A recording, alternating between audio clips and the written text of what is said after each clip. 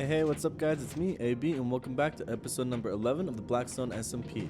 If you've been enjoying the series, make sure you drop a like below and consider subscribing so you can get more Minecraft videos just like this.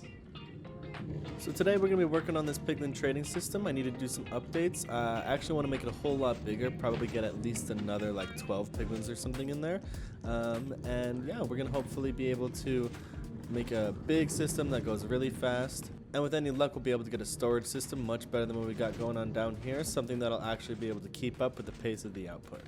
I also want to get out of this basalt delta area. You can see all the particles in the air, and there is just honestly just a ton of the magma cubes that end up spawning in here. It's kind of a broken area. Their spawning mechanics are a bit broken, and ghasts are too. I really don't know what's going on, but it's obnoxious. So we're going to go to the nether waste area that I cleared out in the other episode the other day, and that's where we're going to start building this thing. I designed this room in an episode the other day, so if you haven't seen that one, make sure you check that out. And we're going to end up building the new piglin trading system down below.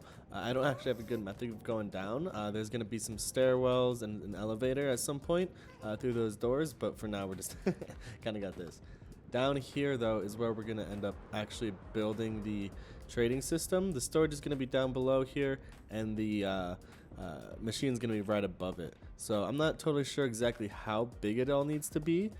So I do have a creative world that we're going to go into, do some design work, and get a better idea of how this is all going to turn out. Alright, so I have done a little bit of work already over here in the creative world, just a little bit of design work. We're going to end up doing storage silos. In yesterday's episode, I did say I wanted to do shulker boxes, a new shulker storage method, but I am kind of realizing how long it's really going to take me to get enough shulker boxes to make that a really viable option. So I'm going to just go with a cool silo design for now. And probably in the future we'll end up upgrading to shulker boxes just to keep things lag efficient, make sure that the world is maintained for as long as possible. So I've carved out a similar 4x4 chunk area here in the nether, just in another waste area, again just like I did in the Blackstone SMP server. So I think this is going to be the idea. I'm going to do another layer up above here with some more chests and probably have them all flow into each other and have them just be massive silos so that it can basically just never overflows. Honestly, some of the items are probably going to end up being empty all the time, while some of them are just constantly full. Like things like leather or like, I don't know, arrows. Like that stuff's going to be in there forever. Fire charges, ender pearls, yeah. We're never going to end up using a lot of that. Where like blackstone and probably gravel. Definitely obsidian. That stuff's all going to end up being empty and depleted probably the majority of the time. Alright, I'm going to do a little bit more design work, just throwing the upper layer of chests here, and then we're going to go through some redstone. I'll show you guys how to make these storage silos indicate when the chests are full. I've put in a serious amount of time just working out just like the little bits and bobs in here, trying to figure out exact placement, spacing, and everything. I'm really liking what it's looking like so far, but there are some things that I'm not super thrilled about, but I'm going to probably just have to ignore it. I am not totally sure exact layout I'm gonna do. There's obviously gonna be two doors. That side's not so pretty. Two doors on either side. I might have to do a third one for the elevator as well. I'm not totally sure how I'm gonna incorporate all of that yet, and I'm not exactly sure how I feel about the carpeted floor or the ceiling. I mean, I kind of like the ceiling with the details on it. Just a blank quartz is a little boring, but it's definitely better with the, little pattern going on in there. So overall, I think this side is probably going to be what I'm going to be going with. Yeah, something pretty simple. I'm going to probably just start with the carpets for now.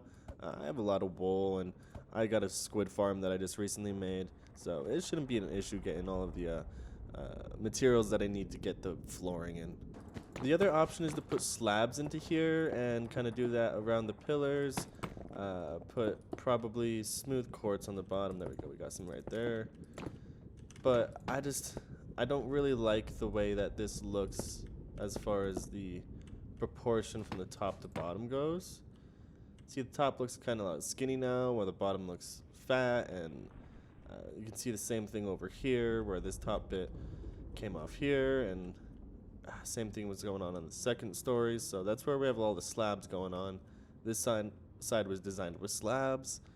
This side was designed with just the carpets, and I think the spacing works a little bit better.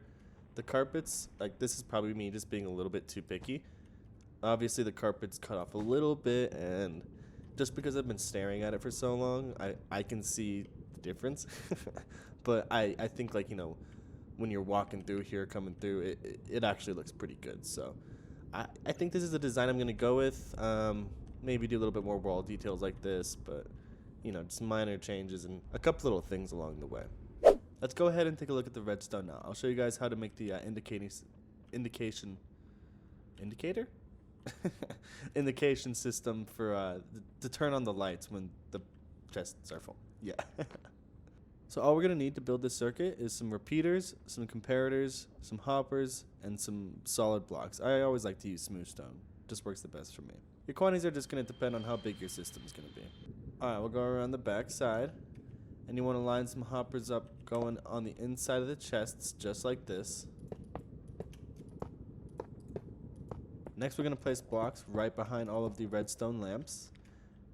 So the goal is to power the block, which is going to power the redstone lamp. We don't want to power the redstone lamp directly, because then it'll power the one next to it as well.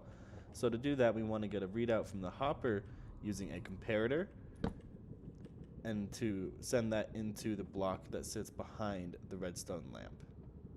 It's pretty simple, but if that was kind of confusing, I would suggest just listening back to that a couple times, because it actually really helps to know how the redstone is working and not just copying and pasting the machinery. So next we're going to place a block right behind that hopper and put a comparator heading out of that, and then a block that's going to be powered by that comparator.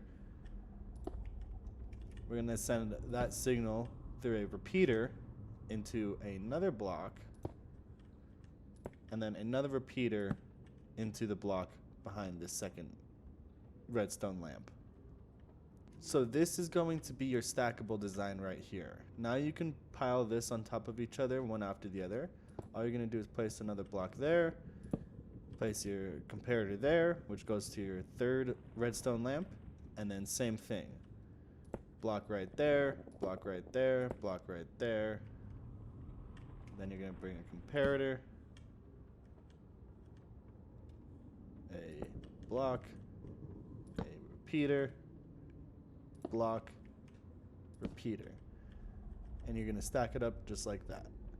So you should end up with something that kind of looks like this, or rather exactly like this. Maybe you're going to have different solid blocks in there, but yeah, this is what you're going to want your system to be looking like. If you have two chests in a row like I do here with the systems on either side.